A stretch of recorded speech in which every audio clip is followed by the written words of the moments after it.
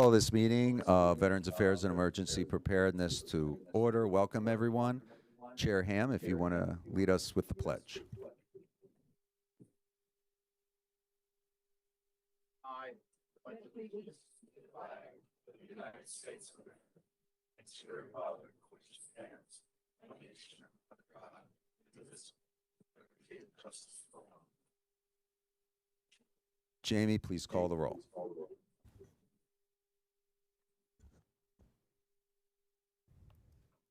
Chairman, excuse me, Chairman Solomon, Here. Representative Borowski, Representative Brown, designation, Representative Doherty, Representative Genst, Representative Haddock, Representative Ingalls. I saw him. Representative Monroe, designation, Representative O'Mara, designation, Representative Pielli, designation, Representative Sappi, Representative Scott, Representative Takak, designation, Representative Webster, designation. Chairman Gillen. Representative Banta, Representative Bashline, Representative Cooper, Representative Ham, Representative Kerwin, Representative Krupa, Representative Major, Representative Rigby, Representative Stender, Representative Wattrow, Representative Williams. Okay. We have a quorum. Thank you, Jamie. If I could bring up our two guests from Emerge, if you want to just introduce yourself, say hello to the committee. Use the mic.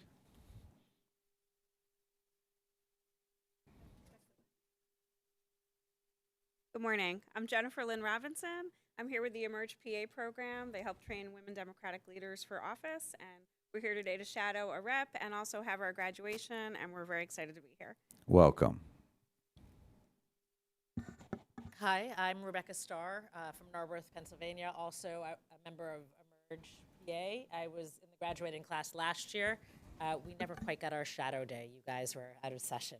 So it was a real pleasure to be here today to see behind the scenes. Thank you, Rebecca. Mike with a bit of housekeeping. Good morning, everyone. Nice to see you all again. Just wanted to inform everyone, you probably know this already, but we're going to be moving to a virtual desktop after this meeting. So your materials will be arriving by email, available electronically. We're going to be moving away from the paper folders and on that paper trail there. So please just be aware of that. We'll keep a few copies around if you need that to rely on, but just so that you know that we're headed that way. Thank you, Mike. What we're going to do now is we're going to move over one bill to a re-referral and then do the resolutions in one fell swoop. Of course, we will take comments, questions if anyone has them, but Mike will provide the overview on each of those resolutions. So first, I'll bring up House Bill 1777. We're going over Senator Baker's Senate Bill 146. We have some good bipartisan work that we hope to get done this week. House Bill 1777, printer's number 2184, authored by Representative Brett Miller, is a re-referral to the House Local Government Committee. Are there any questions or comments on that?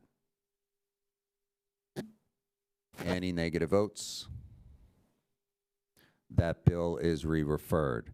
We'll move now to the resolutions. First, Mike with an explanation of each. We'll be voting on 6 resolutions. House Resolution 201 from Representative Hill Evans recognizes September 29th, 2025, that's today, as VFW Day in Pennsylvania. House Resolution 260 from Representative Kerwin designates September 22nd, 2025 as Disabled American Veterans Day in Pennsylvania. House Resolution 303 from Representative Matzey designates the month of October 2025 as Agent Orange Awareness Month. House Resolution 310, Representative McNeil, designates September 28th, 2025 as Gold Star Mothers and Family Day. House Resolution 314, Representative McNeil, designates September 18th, 2025 as U.S. Air Force birthday. And House Resolution 321 from Representative Scott designates October 3rd, 2025 as Sharon Cullen Day in Pennsylvania. Thank you, Mike. I know Representative Scott has some comments, and Thank you, Chairman Ham, for bringing this resolution up. I do have two guests that are here. I have the husband of Sharon Cullen, who's going to make his way over here, as well as the mother-in-law of Sharon Cullen. But while they're getting seated, I'll just offer a couple words. Thank you again for allowing us to bring up this resolution to designate October 3rd, 2005 as Sharon L. Cullen Day in the Commonwealth of Pennsylvania. I want to start with a moment that I'll never forget. I was 27 years old. I had just become a judge in Montgomery County and walking into the main courthouse for the first time. I was young, nervous, and unknown to virtually everybody. Something I was wearing kept setting the magnetometers off at security. And I didn't know Sharon at the time, but she gently walked over, looked at me, and said, "Judges don't go through security," grabbed my hand and walked me through. That was a sponsor moment, and that was Sharon Cullen. She was there without hesitation, without needing thanks, without needing recognition, to guide, to support, and to serve. And she did that for thousands of others over the course of her life. In 2012, following the tragic loss of Plymouth Township Officer Brad Fox, Sharon and her husband Sean founded the Montgomery County Hero Fund, a 501c3 dedicated to supporting first responders and their families in times of crisis. This fund has helped many first responder families, including a county sheriff who was injured in a house fire that tragically claimed the lives of his two sons, an EMT with Plymouth Ambulance who was stabbed in the line of duty, Sergeant James Patrick, who suddenly passed, leaving his wife Lynn and teenage sons Jimmy, Jason, and Justin, Correctional Officer Lee Militic, who contracted COVID-19 and was in serious condition after being placed on a ventilator and blood oxygenator while his wife Brandy was due to have their baby. Hatboro Police Officer Ryan Allen, who was left in critical condition after being stung by bees. Trooper Brian Siska, who was tragically killed on I-95 and left behind his pregnant wife. Corporal Brian Kazera of the Norristown Police Department, who was struck by a car while training for the Ironman World Championship, leaving behind a wife and 3 daughters. Kelly Adams, the wife of Upper Providence firefighter Jason Adams, who was killed in a car crash along with their daughter, Emerson Grace, in addition to her husband. She left behind sons Mason and Jackson. Sergeant Alex Buckner and his family lost their house belongings in a terrible fire. I can go on and on and on. Each and every time, Sharon Cullen stepped up. And it wasn't just in the big moments. When firefighters developed cancer, before we had the benefit protections we've been fighting for in this chamber for a long time, Sharon was organizing beef and beer fundraisers to make sure that no family was left behind. If you were a first responder in Montgomery County, you had a sense of peace knowing that Sharon Cullen was there in the event that something happened to you. Sharon Cullen passed away on July 29th at the age of 59. A lifelong public servant, she dedicated her career to Montgomery County, working in the DA's office, the county commissioners, and finally the director of parking facilities and fleet management. If you wanted a good parking space, you had to know Sharon. But she'll be remembered not just for her titles, but for her heart, for her leadership, for her love of her husband, Sean, her nieces, Allison and Rachel, her family, and the many lives she touched with kindness and compassion. So today, I ask you to help me in honoring this remarkable woman who would have turned 60 years old on October 3rd by making that day Sharon L. Cullen Day in the Commonwealth of Pennsylvania. Let's make sure that the woman who always showed up for our heroes is remembered as one herself.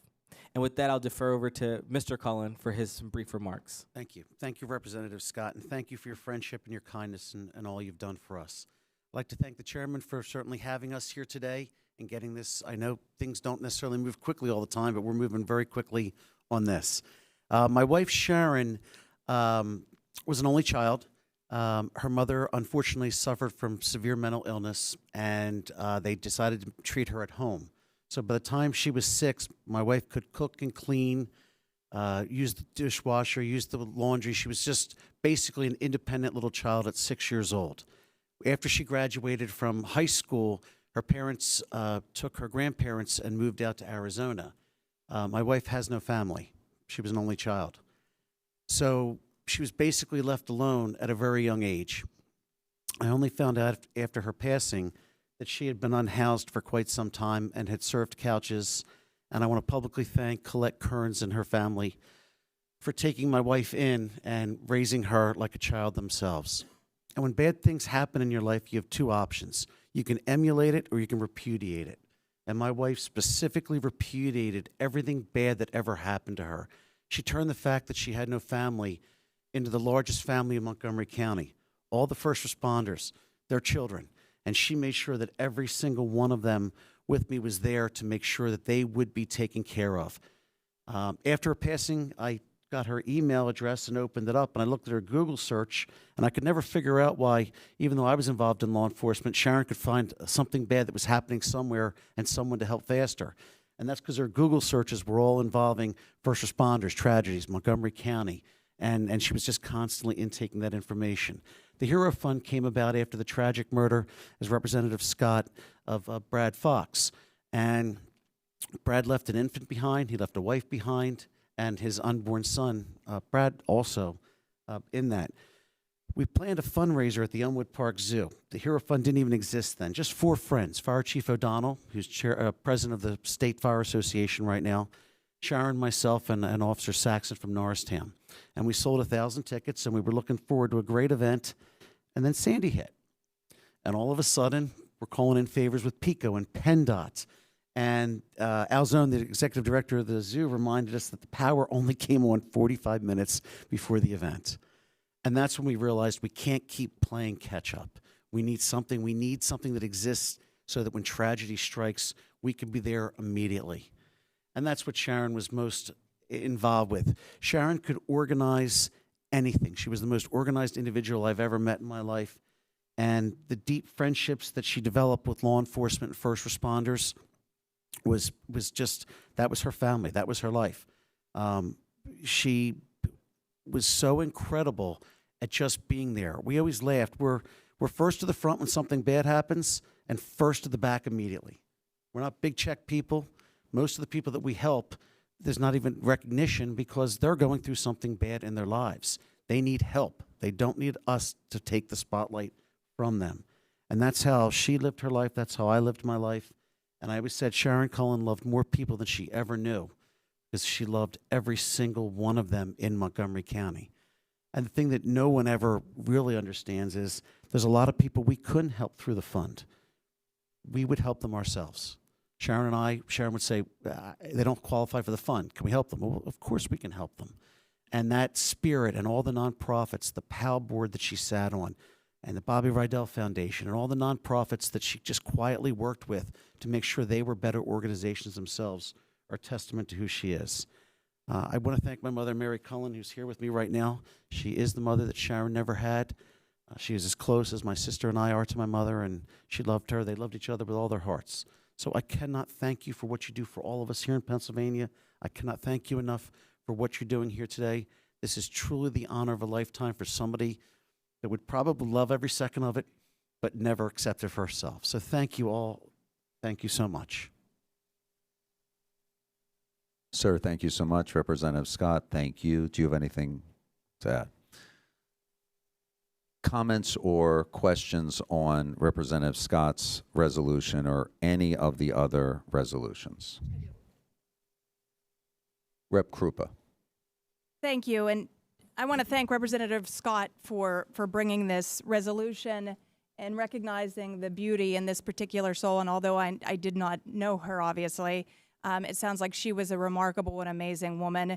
And my comments are an interesting parallel, and I don't mean to take away from this beautiful day, but a parallel that I would like to bring out publicly is that I recently tried to get an official House citation recognizing a beautiful soul in my district who, although his path and his service may have been in a different way, I was denied by the parliamentarian. He said it did not meet the criteria of an official House citation, and it would be very easy for me, out of spite, to be a no on this resolution, and I will not be, because I think that important people and special people deserve to be recognized, whether it's via resolution or whether it's via an official House citation. But I would ask that the members of this and the parliamentarian show that respect across the board in a bipartisan manner so that we can recognize all the people across the Commonwealth that deserve this kind of honor. Thank you.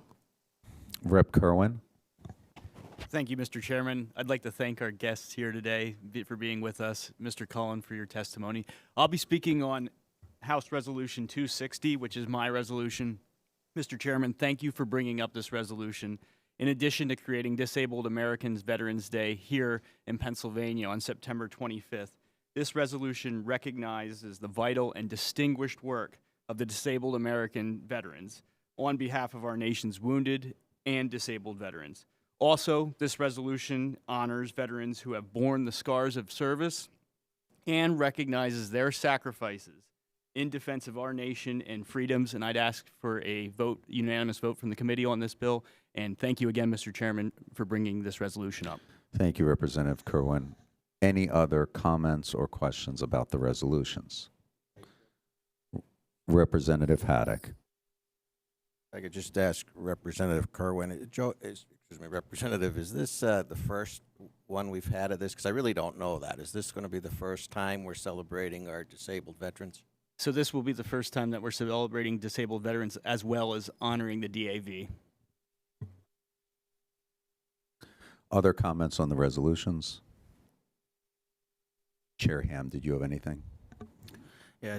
First, thank you, Chairman, for bringing up these resolutions. I want to thank Sean for sharing Sharon's story with us. Remarkable woman, certainly touched many lives, and will continue to touch lives through her passion for giving back to her community. So thank you for being here. Thank you for sharing, and thank you for sharing your wife with others so that they could be comforted in their time of need. So again, we just thank you for being here. These resolutions are important because they recognize the heroic work that our veterans have done on behalf of this nation in celebrating VFW Day, Disabled American Veterans Day, Agent Orange Awareness Month, Gold Stars Mothers and Families Day, and the U.S. Air Force birthday, and then obviously Sharon Cullen Day, who honored law enforcement, military personnel, firefighters, and first responders. We can't thank those who serve our nation, whether that's in the military or serve in our community as a first responder, as a firefighter, as a police officer. We can't thank you enough for the work you do. It is appreciated, and we want to make sure that you're recognized and honored. So thank you, Chairman. Thank you, Chair Ham. I appreciate it. Are there any negative votes?